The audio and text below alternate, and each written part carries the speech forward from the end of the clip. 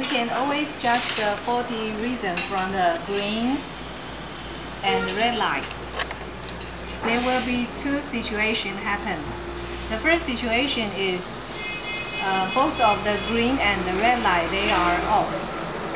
In this situation, we must check the DC fuse first. Okay, let's use the multimeter and turn the beeper. Okay, turn the multimeter to the beeper side. Then use the black and the red pen. If the number, okay, let's test the DC fuse now.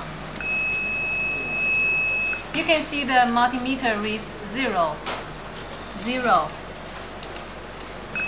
That is mean the DC fuse is normal.